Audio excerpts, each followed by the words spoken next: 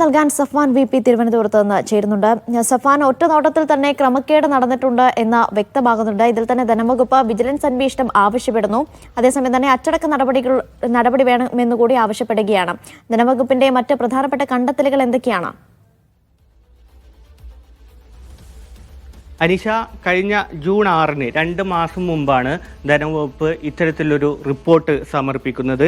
Thiruvananthapuram police training camp, കൊല്ലം AR camp, Thrissur police academy എന്നിവിടങ്ങളിലെ വാഹനങ്ങൾ പരിശോധിച്ച ഒരു റിപ്പോർട്ടാണ് ധനവകുപ്പ് ആഭ്യന്തര വകുപ്പിന് സമർപ്പിച്ചിട്ടുള്ളത്.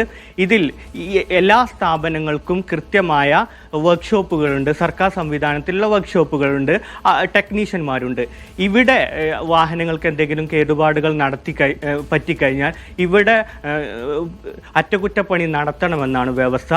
ഇതും കഴിഞ്ഞിട്ടില്ലെങ്കിൽ സർക്കാർ അംഗീകൃത വർക്ക്ഷോപ്പുകളിൽ അറ്റകുറ്റപ്പണികൾ നടത്തേണ്ടതുണ്ട്. ഇതിനുള്ള ലിസ്റ്റും സർക്കാർ തന്നെ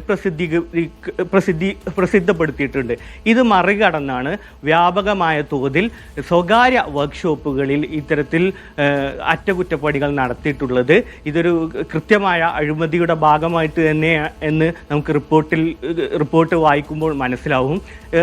കാരണം ഈ സാധാരണഗതിയിൽ ഒരു വാഹനം കേടുപാട് സംഭവിച്ചാൽ ഒരു വർഷത്തിൽ എത്ര തവണ കേടുപാട് ഉണ്ടാകും എന്നതിൻ്റെ എത്രയോ ഇരട്ടിയിലധികമാണ് ഇത്തരത്തിൽ സ്വകാര്യ വർക്ക്ഷോപ്പുകളിൽ അറ്റകുറ്റപ്പണികൾ നടത്തിയതായിട്ട് കണ്ടെത്തിയിട്ടുള്ളത്.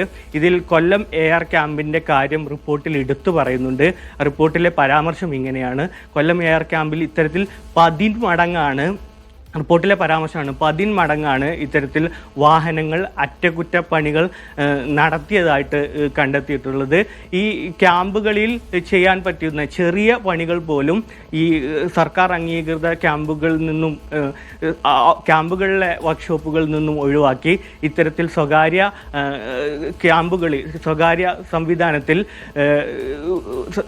സംവിധാനത്തിൽ വർക്ക്ഷോപ്പുകളിൽ അറ്റകുറ്റപ്പണി നടത്തിയതായിട്ട് കണ്ടെത്തിയിട്ടുണ്ട്. ഇത് സർക്കാരിനെ സംബന്ധിച്ചിടത്തോളം, ധനവകുപ്പിനെ സംബന്ധിച്ചിടത്തോളം വ്യാപകമായ അഴിമതിക്ക്, സാമ്പത്തിക നഷ്ടത്തിന് ഇടയാക്കുന്നുണ്ട്. ഇതിന്റെ അടിസ്ഥാനത്തിൽ